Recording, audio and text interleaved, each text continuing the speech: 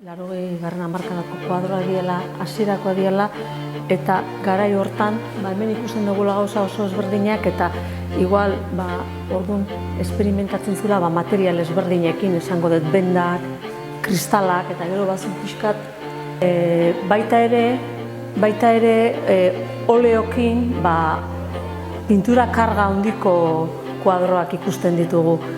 Egia esan da, garai hontako kuadro asko ere ez ditugula, eta asko gauza gehiago egin zitula garai honetan, baino hortik sakabanatuta daude, eta hau da pixka bat biltzea lortu duguna. Niretzako kuadro hau oso importantea da Iñakiren ibilbidean, eta ez da niri oparitu zidalako. Nahi iruditzen zait, kuadro honetan daudela gero garatu dituen kuadro asko. Badirudi, ez dakite, katalogo bat handitzen zela edo, gero badirudi hemendikan atera dela beste lan ugari. Kuadro hauek 80. hamarkadakoak dira, eta esan genezake jendeak Iñaki Epelde kuadro tipikoak bezala konsideratu daitezkela. Kolore gorriak, naranjak, okreak. Jendeak identifikatzen ditu kolore horiek Iñakirekin, naiz eta ikusiko dugun gero kolore asko ibili ditula, baina hauek ditutela pixka bat marka Epelde, esango dutenik.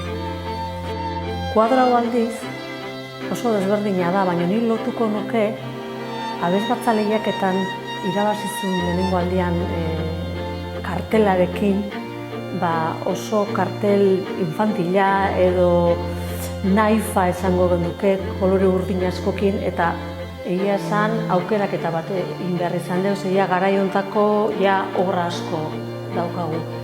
Hemen mantentzen dira bere gorrik eta horik, baina hemen ikusten dugu kolore askotako obra, eta baita ere paisaje itxura duten kuadrok ere azaltzen dira.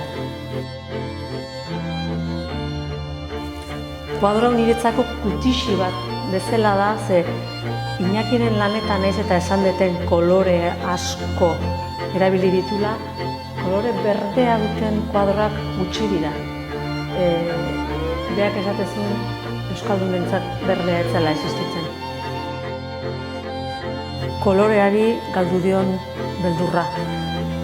Eta hemen asko dago garai hontan gorria, horia eta beltza duten kuadroak, naiz eta ikusiko duzuen bestelako koloreak ere badaudela. Kuadro gehienak simboloz beteta daude, interesa handia dukan Iñakik simbologian. Berari asko gustatzen zitzaion pintura primitiboa, edo esango genuke kobazulotan egiten zana eta erdia orokoa. Eta garai horietan gorria zan asko erabiltzen zan kolorea. Eta bestetik ere kuadro batzuk ere ikusi ditzazkegu dauzkenak 3 planoak beti. Eta horiek normalen 3 franja duten kuadroietan, erdi aroko kuadroetan ezaugarri bat zuten zerua, lurra eta infernua. Iñakik esatezun pintura inkontzientea zala, eta pinturak bere bidea egiten duela, eta berak esatezun pintorea tresna bat besterik etzala helburu eta etzala protagonista. Kuadro hauekin ikusten dugu, hori ez dela egia. Ze hemen beak esatea bea, tresna hutsa dela, zaila da ikustea, gaixo zeon garaien egin zituen pinturak, nik uste horretzala inkonstiente kolektibo batetik jasotakoa baizik, eta nik uste hau da pertsona bat sufritzen ari dana edo islatzen duen pinturak.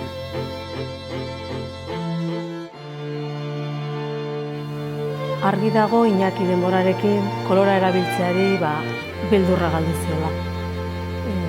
Paleta geroz eta zabalagoa ikusten da, baino beti mantentzen da, naiz eta plano garbi batzuk ikusi, mantentzen dira simbolo asko. Hau da, nik esan nahi detena, bere pintura nolabait zirkularra dela, konstante batzuk beti agertzen direla. Iñakiren pintura oso gestuala da, eta ahalik eta gehien, ahalik eta gutxienarekin esaten saiatzen zen. Ez zuen bilatzen jendea zabalik ustea, beak barrutik ateratzen zitzaiona egiten zuen. Erabateko akto primarioa zen behantzako. Ni behinepe ezautu dutenetik beti ezagutu dut eskuak pinturaz, zipristinduak.